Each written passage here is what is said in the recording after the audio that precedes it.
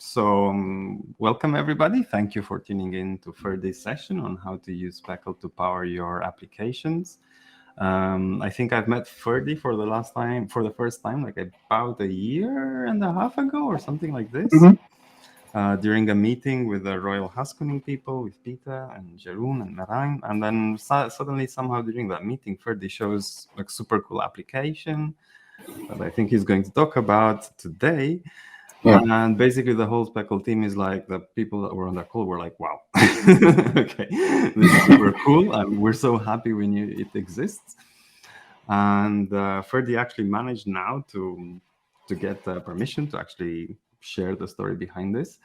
So Ferdi, over to you. Please introduce yourself a bit better than I have. Like I didn't really do a proper job. Oh, okay, that's fine. Thank you, Dimitri. I may have to tell that my name is Ferdi Meijer, but I'm a developer, and I started working for Royal Haskoning about 2 years ago, but I've been a developer long before that. So you could say I'm an experienced backend and front-end developer, using mostly .NET and, of course, the various JavaScript frameworks for the front-end. But that's my specialty.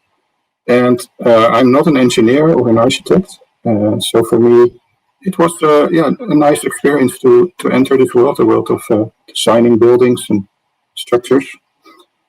And when I started, I was asked to create an application, and I will tell you more about it, and I will show you the demo.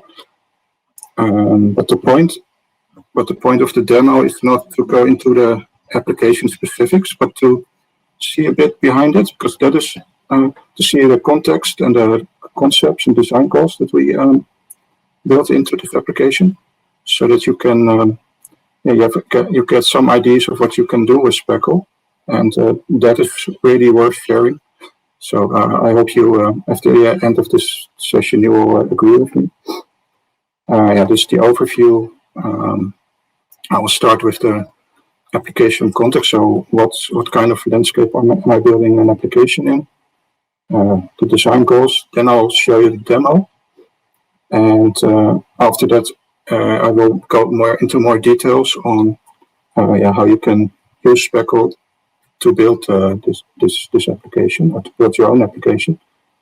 It won't go too deeply into the code. I think anyone should be able to follow this. But let's start. So the way I see it, maybe that's because I'm just a developer and not an engineer. The world that I started in 2 years ago is it's basically about models, designing them from scratch. The people are designing the models, and they're doing that according to certain processes, and they use tools and maybe even views, because every model it might consist of objects having some kind of relationship with each other. And you could define basically any set of objects as a model.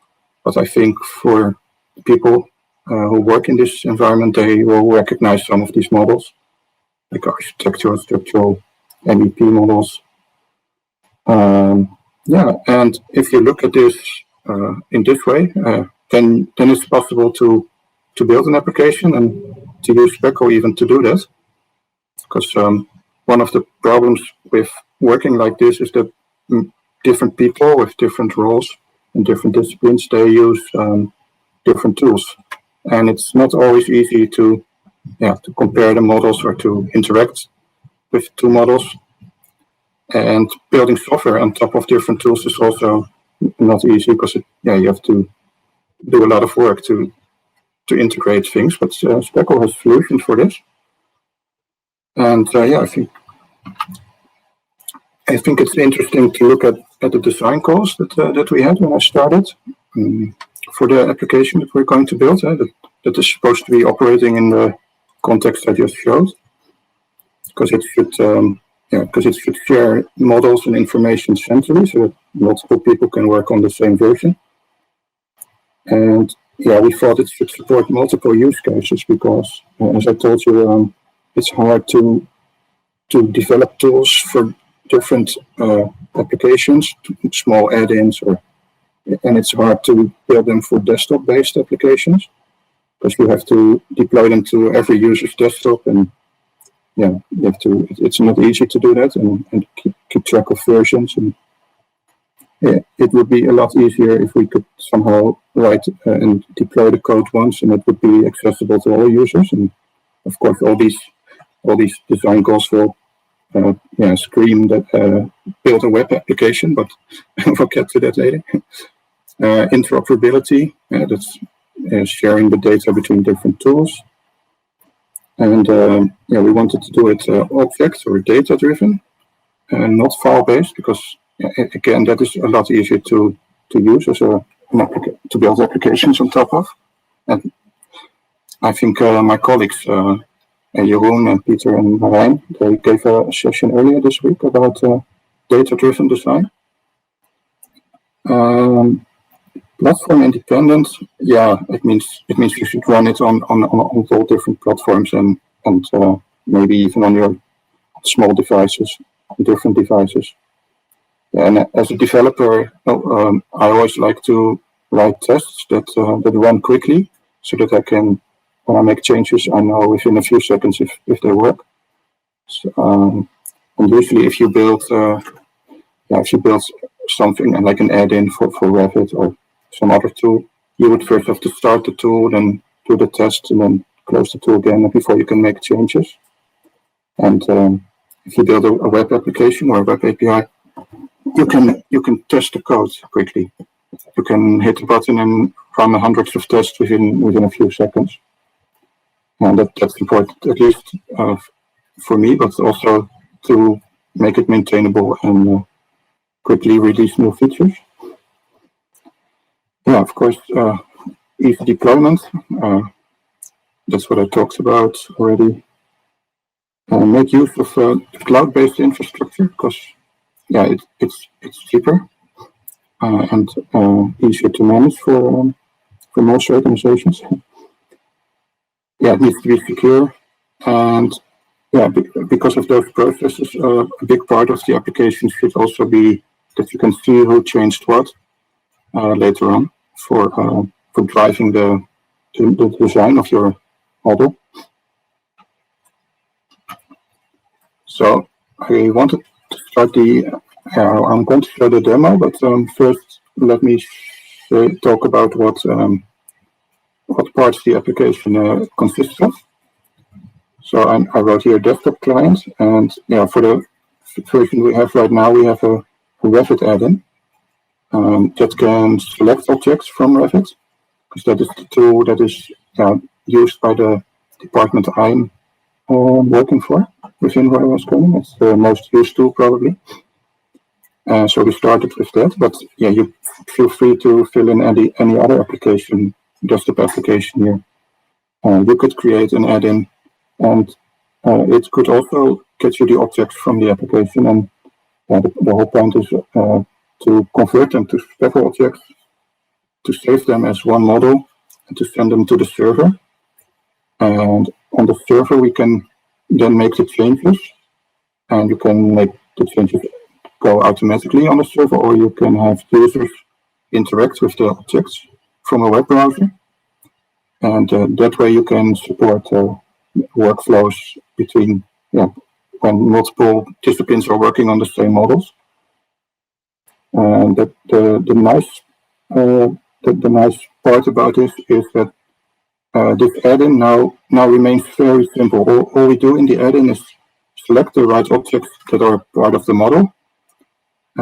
We convert them using Speckle kit and converter, and then we can send them to the server, and they will be saved on the Speckle server. It's like the database for the application. So we didn't have to build that as well, because you can download a Speckle server and then start it in the cloud or locally on your desktop very, very easily. So these are the three parts of the application, and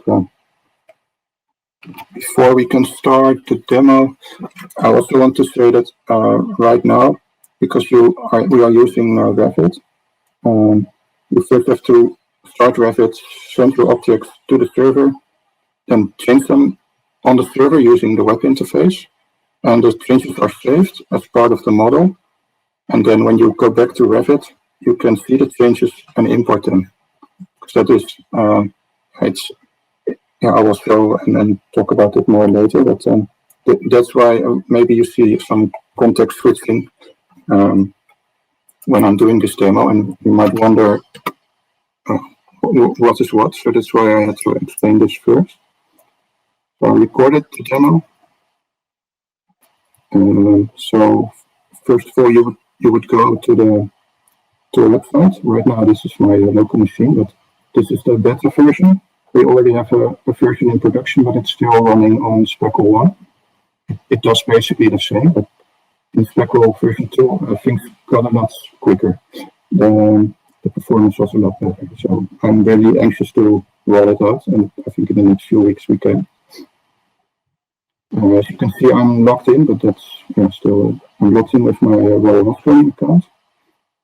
And over here you see, you would see a list of projects that I'm working on. So, for instance, this project I've created here.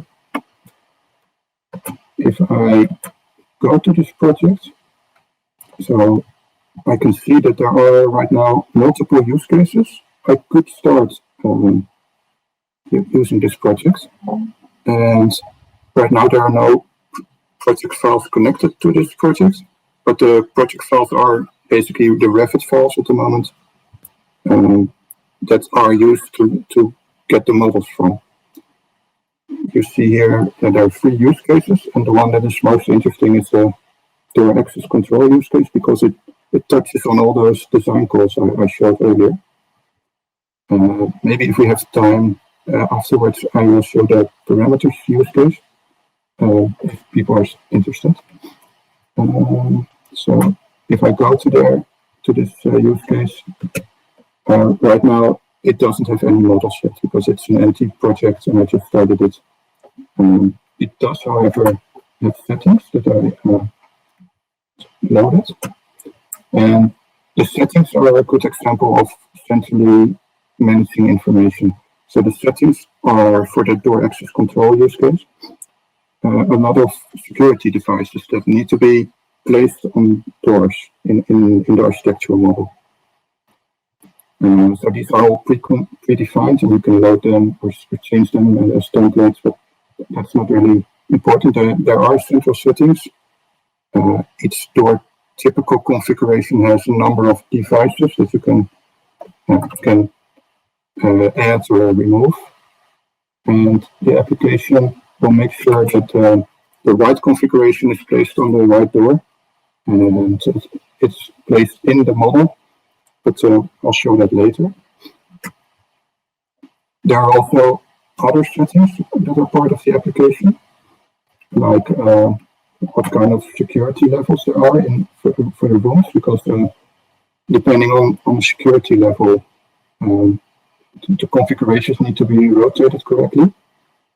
I will probably get to that later as well. But basically, these are all the settings that we need to support this application. And you can change them as a user, but they will be the same for everyone working on this project.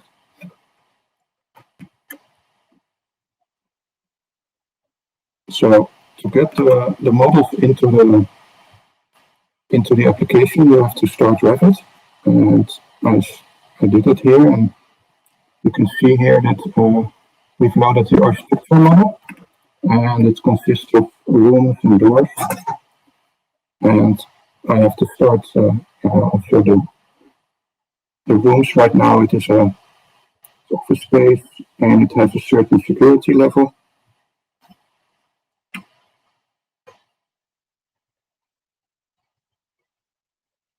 So I started tool, and it's good to explain. I'm the only one working on this project. As a developer, I mean, I have lots of help from other people, but the development is mostly done by me.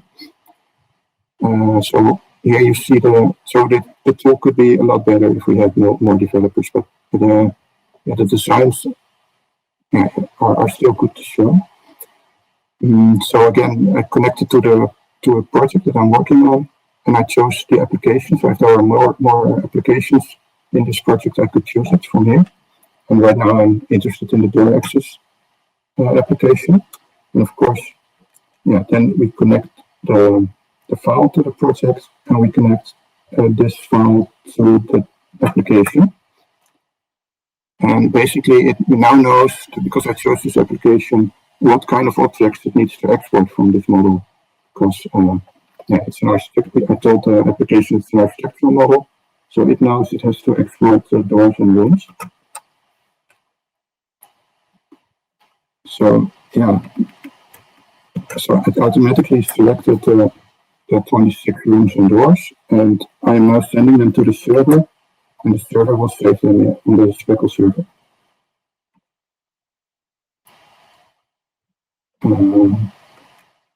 So now they are sent to the server, and I can go back to the website and inspect the model that I just uploaded. So pause it. So here we see an overview of the architectural model, but it's set up in a way that it could also be a different model, because the model in my application always consists of the source objects. So there's 15 doors and 11 rooms. And on top of that are the changes. But the changes haven't yet been made by the user. So that's what the next part is about.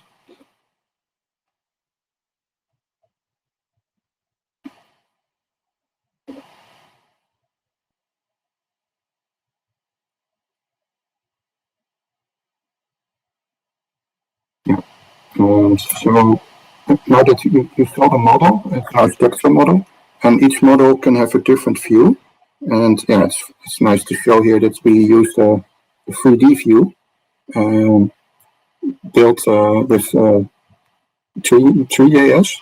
It's a library that is compatible and easy to integrate with Speckle objects.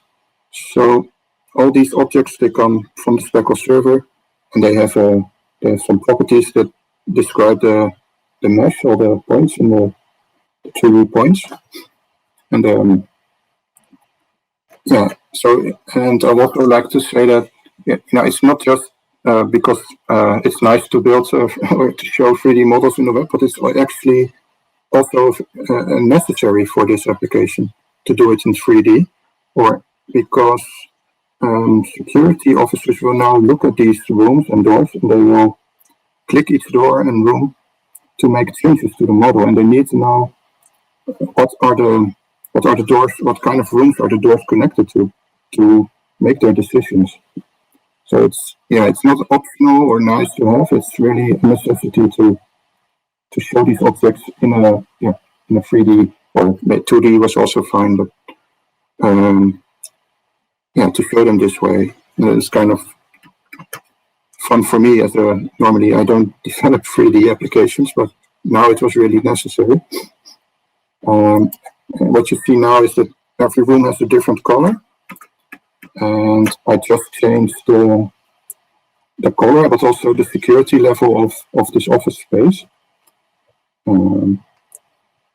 And so this 3D model, it makes it possible to click on a room and click on a door and make changes to it, so it's interactive. It's not just a view, it's also something you can edit.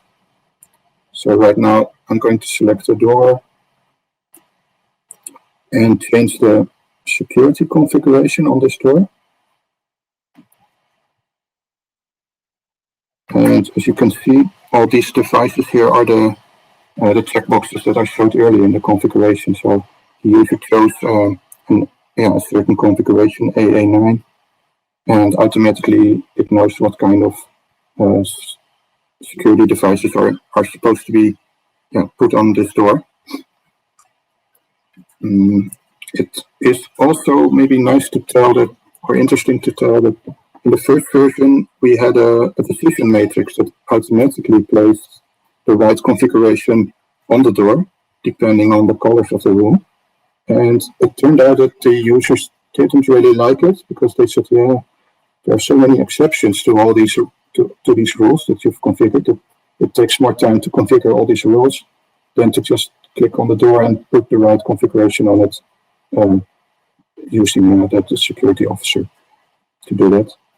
And it's kind of interesting because we figured that if maybe in the future the designs would be more standardized, we could we might still go back to this the way the application works with a decision tree that can automatically place the right configuration on each door. But yeah, that we are not there yet, and I think standardization is a big part of automating things, and that is something that as a developer I cannot do alone. So we maybe in the future we will go back to this decision tree and put it back on. But at the moment they want to work with it like this. So I now saved the changes. I made 2 changes. One was to change the security level, and another was to change the configuration on the door.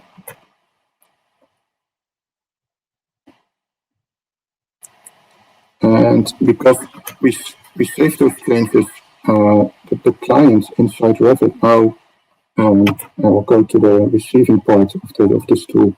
It knows now that there are two changes, and you can apply them. And the great part is that I'm not programming here. I don't have any code in this tool that says, oh no, I have to change the properties or I need to change those rooms. It just applies the changes, so it sees the difference between the old objects and the new objects, and it applies those changes. So this tool, is kept really simple. All I'm doing is using the Speckle object kits that are programmed to do this, and all the logic is now still inside my server. And the great advantage of keeping your add-in simple is that it is easier to maintain a server code than to maintain desktop client code. And it just shows you the properties have changed of the door and the room. So the next step in this tool is to also export the security model. Right now you can see that I've loaded the security file in Revit. And I think, and it is also linked to the architectural model. That's why you still see the same rooms. But this time, in this file, only the security devices are stored. So we need to get the different security devices of the different families and the actual instances of those families. We need to get them into the application. And I already did that to shorten this demo. So if you have a look, this time we're looking now at the security model, which consists of family types that were used and two door typicals that are already placed on doors. So now, this time we have a different view. So the model is security, but the view this time is just a simple table. This time we didn't need a 3D view. What you can see here is the list of doors. They're named by number, and there is a type, and they are on a certain level, and they go from one room to another room. Each door has a connection to 2 other rooms, and now we can, we remembered the user's choice in what kind of door typicalities you want on this door. So the next part is to run this, click this button, and it will generate new door typicals for each door. There's also some filtering that you can do, and it also detected that the 2 current door typicals, so the security devices, are not correctly placed, so it will delete them. And it's giving you a warning that it will do that. So there will be 2 deletes, part of these changes will be to the leads, and it will create 17 new door typicals and a few new family types. And part of the design call was also to show what kind of changes there were made. So first I uploaded the first security model, and then I changed it. So it was a change table. And the good thing is that in Speckle, the complete model is saved. So we could actually figure out exactly what changed. Only I didn't get around to implement that yet. But it is possible to do that. Back on the yeah, so now you can see here that the door typicals are generated, and they're new because they didn't exist before, and some are deleted.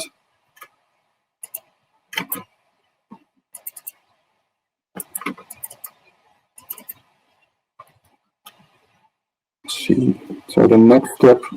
Oh yeah, you can even, because now the changes are only made on the server, so you can change the configuration and run the generation of the door typicals again, if you like.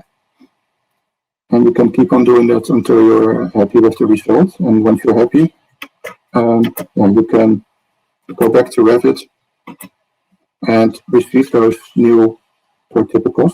That's what I'm doing here. So there are 31 new objects, or no, there are 31 changes, and it's going to apply those. It will know which door typicals to delete, and the new ones it will generate. And yeah, the code, I didn't have to change a lot of code in this tool. Yeah, it's giving warnings because some of these devices are not yet part of the typical families. And yeah, it now automatically plays the right configurations, but it also rotated them correctly and set up the sizing, so the height and the width, to match the doors. And that's what I think I'm trying to show here.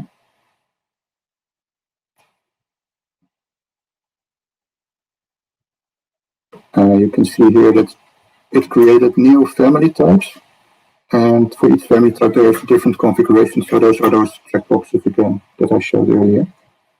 So this saves the engineer a lot of time to get all the doors correct, and also makes it less error prone.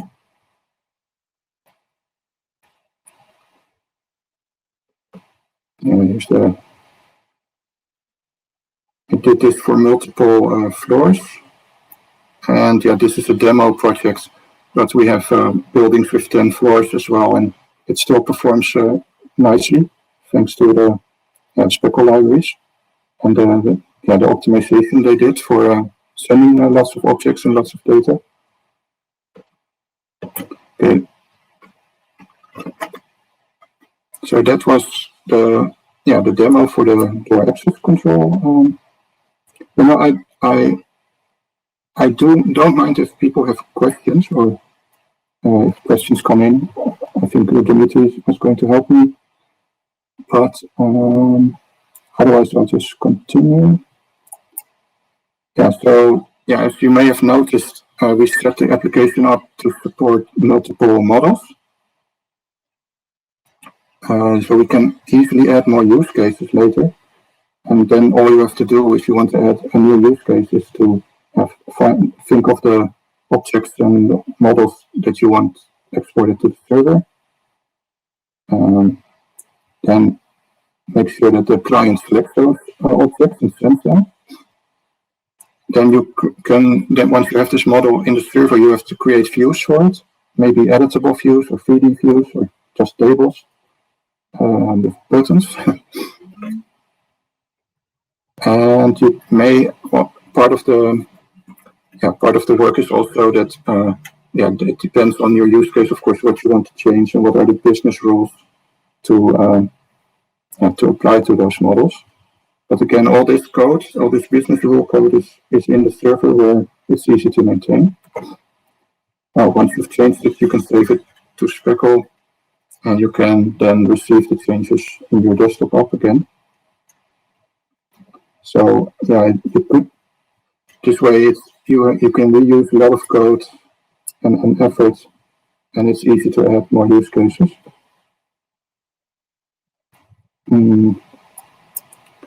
So to illustrate my point, for instance, about how easy it is to maintain code like this, I put in some samples. Here you see the architectural model.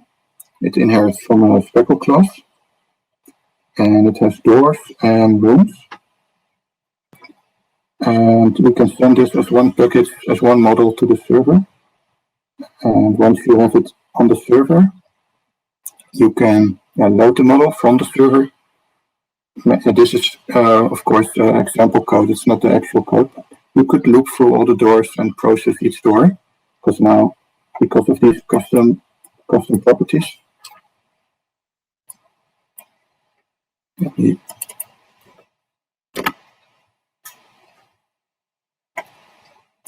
Okay.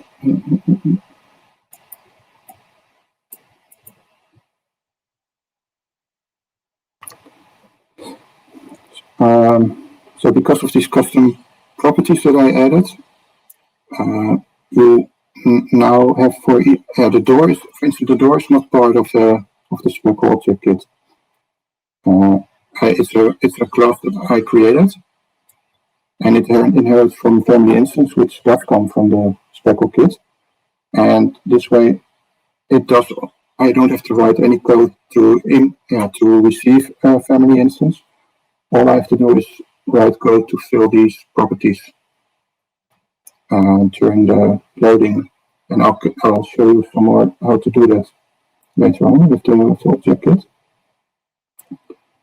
And here you can see the code that you would write to process a door. For instance, you could say, if it comes from a lobby to the secure area, I will generate a new family instance. This is all plain C# code that's easy to start up, and I don't need to start Revit to get a family instance. I can just new it, which makes unit testing a lot easier. Then once you have this new or changed family instance, you can save it back to the server. So here's the list of the things that we used, what we use Speckle for, and that's why it only took me to build this application, because Speckle takes a lot of work out of your hands. Of course, they already have a server that you can just start up using container technology, and you can start it up in the cloud, or have Speckle do that for you. So I didn't have to do anything there. I didn't have to build that. The models that I'm using are 99% based on the object kits that is freely available, and more on object kits later on. You can use already predefined code to send and receive models, so I didn't have to write that as well. And the Speckle objects are really made for the web, so that made it easier also. And like they say themselves, Speckle is built for developers, and that means that you can customize a lot of parts of the framework that you need to use differently than out of the box. And you can ask them on the forum, or ask for help, or ask for changes to the framework if that's needed. They are open to that, because it's also open source software, of course. And these are some of the things that we used to extend, that we did have to extend to create the application. For instance, I created a custom transport to have the objects sent to the web API, and have them immediately saved to the Speckle server. I created a custom transport, and basically my web API proxies these objects. The transport is used to describe how Speckle objects should be stored, or how they should be sent to a server. And if you implement this interface, you can store it on you can store Speckle objects on a disk. Maybe you want to use a MongoDB server, to use the MongoDB transport or a memory transport. If you don't want to save the objects at all and only save them in memory. We used the converter because we needed some modification to the standard objects, and the converter is the code to save the objects to Speckle object. So to go from a Revit object to a Speckle object, you need a converter, but you can use the default converters that Speckle supplies, and I'll show more on that later. And if you still have applications that aren't yet supported by Speckle, you could write converters for them, and then use that application as well. Then, I showed you the 3D model, but you could also download the 3D viewer as a NuGet package an npm package from Speckle itself for showing Speckle objects in a 3D view. But if you want to go more custom, like the screen I showed you, it's not really hard to do that, because this 3D viewer is open source. You can have a look at how objects are loaded in 3ds, and I figured it out in 1 day. That I followed a tutorial on 3ds. Then once you understand that, you look at how the Speckle coordinates and meshes and vertices are loaded, how you're supposed to load them in 3ds objects, and it just works. It's not that hard. I was surprised. I thought it would take me weeks to build something like that. In 1 day you have the basic functionality, and then of course you can make it better and better and spend time on that. And we customized or extended the object kit, which I will show right now. It's a quick explanation, but basically what you have to do is reference a NuGet package that holds all the standard Speckle objects, and there's also geometry objects, which I didn't use, but they're all in the objects assembly. And if you reference them in your project, you can inherit from these classes and change the properties that you need, or change the behavior that you need. And I created my own custom objects like that door and put them in this assembly, but I referenced, of course, the Speckle objects kit. And because right now I'm only supporting Revit, but as you can see here, I have one class that does the custom conversion of the properties that are not yet supported or don't need to be supported by Speckle. And the good part is that my conversion code basically uses the conversion code of the standard objects converter that you get when you reference a NuGet package, and that looks like this in the code. So if you want to create a converter, you have to inherit from an interface. But the trick here is that I use the standard Revit converter internally, so that if the framework calls the convert to native, a Speckle object comes in. If it's a door, the door is an object that only my application knows. It's not it is a Speckle object, but not part of the default object kit. It will, if it's a door, it will get intercepted by my code, and I do the custom things to load the rooms on there, the to and the from room, and that's basically it. But if all other objects, they will go to the normal converter, the default Revit converter. Then all you still have to do is, when you start up your add-in, you have to point it to the Speckle folder that I just showed with all the assemblies. You have to ask it to load your custom kit. Then load the converter, set some context for the converter, And then you can start converting Speckle objects. And now also, because I'm using my custom kit, I can not only convert a normal family instance, but also the door type that I needed for my application. And that is, that's basically it. I have some feature improvements that I would like to add to this application. I would like to add more use cases in the future. Then also I would like to build in automatically sending and receiving models. As for Revit, that would probably need to be built in the as part of Autodesk Forge. You can run jobs in there and then maybe automatically export the objects from models that already are shared in the cloud, but as Revit files. And the really long-term feature I would like, at least as a developer, I'm not sure if everyone agrees with this, but as a developer, I would like it if, from the beginning to the end, all the models that are used by all the designers are first uploaded centrally in Speckle, and then we can query them using a web API or server code, and do all sorts of use cases with them.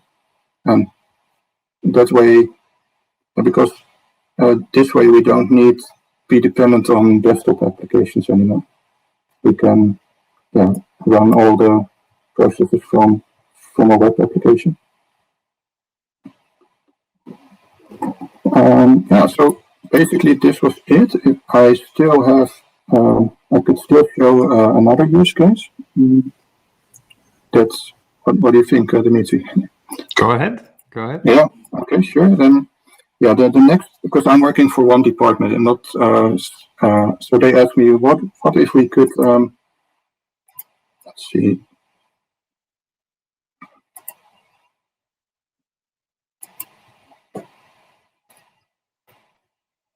I think I'm going to restart my somehow this. Give me a moment, because it's only showing part of the screen. I don't know why.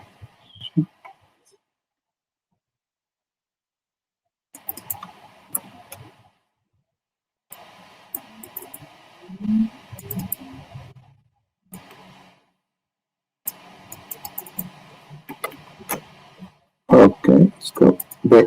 Okay, so this is the parameters is another use case, and they asked me to build an application where they can quickly see if the model is correct, if they see a list of objects, they want to see the different properties and quickly decide if there are errors in there. So maybe it will get clearer. And also they would like to do some kind of reporting on the objects of a model. So I'll pause the screen again. What you see here is, maybe go back a little bit. So there are, in this parameter, there are two models, the security model and the architecture model, just like the one I showed before. And you can edit them. And basically you're editing the parameters of all these objects. And parameters are dependent on the type or the instance of the objects. So here you see a list of object types. So the more you select, the more object instances you will see. Now I'm selecting the columns. And the columns are the properties of these types. And it's good to know that the green columns are instance columns. So if I type here, only this single object will change. But if I change yellow columns, it will change for all the objects that are of that type. So this is still all.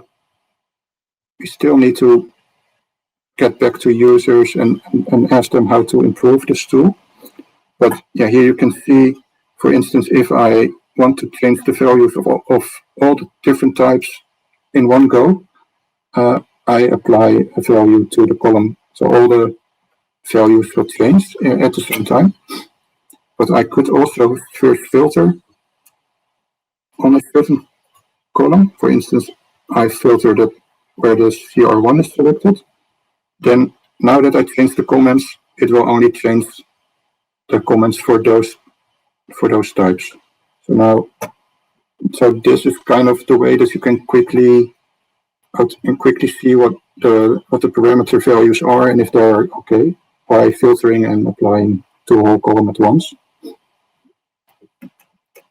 You can export it to Excel, so you could select all the columns and all the types and export it.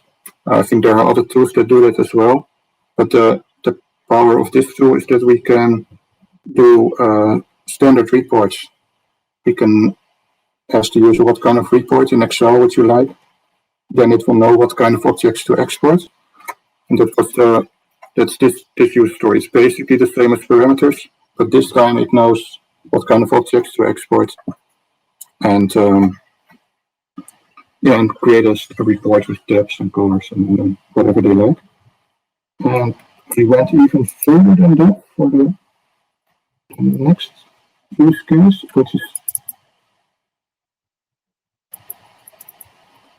so this is the this question bulb, or this bulb. You can create from those parameters. It's the same models again, still the security and the architecture model. And right now I've selected only the architecture model. Then I said, I want to know the name of all of these door types. So this we get a list of door types. And basically it's like a pivot table, Power BI kind of thing. Also interesting, I saw last week that also in the conference that Speckle was also building this kind of tool, but they use the nice graphs, and they also do information on your project, and where you can pivot and create diagrams or have a quick overview of all the objects, or maybe the area of all your doors. It's object independent, so it doesn't really matter if it's doors or cables or piping, or you can now, and if we can do this in standard report formats with nice graphics, or that would be the next step. That is something that the people for the department I work for were interested in. So this is still the first version, and we now need to show this to users and ask what they would like to change. Yeah, I hope I gave a good impression of what you can do with Speckle. Indeed, thank you, Ferdi. Yeah, and the way you can look at designing applications in the future. Yeah. Mm-hmm. I have a few questions for you myself. Sure. Great. If the audience doesn't chime in, then I'm happy, because this means I can ask you all the questions that I want to ask you. So, I'm curious mostly, and these are kind of very selfish questions from a, let's say, Speckle perspective. I'm very curious, what is the what would you do better, or what was your experience in using Speckle as a framework as a developer? Was it easy to basically blend it to your new needs? Yeah, and the fact that I now can change it, that's already a great help. What I am, and maybe we have to set up a different discussion for that. But what I'm still looking for is some kind of better support in the web. And I've seen the object loader, but it's not so easy now to send objects to different applications, to different web applications. So in the first version, everything was a JSON object that you could just send to another server, because it's standard way of sending objects between servers. And now you need the serialization kit to make these objects complete again, to restructure them and add all the references. And you're right. We do need a JavaScript SDK, that's for sure. And I know but also maybe I should use the what do you call that? Where you can query the objects in JSON. Should use No, that you're right. You have also created a small app with authentication. You can go to type slash and then you can write a JSON query. And also that makes it possible also to update objects. Yes, yeah, that would be a very good next steps for the demo that we've made. Then it would be more standard again. Then you can say I want all the doors from a Speckle server, and then you have fully loaded doors with all references and properties.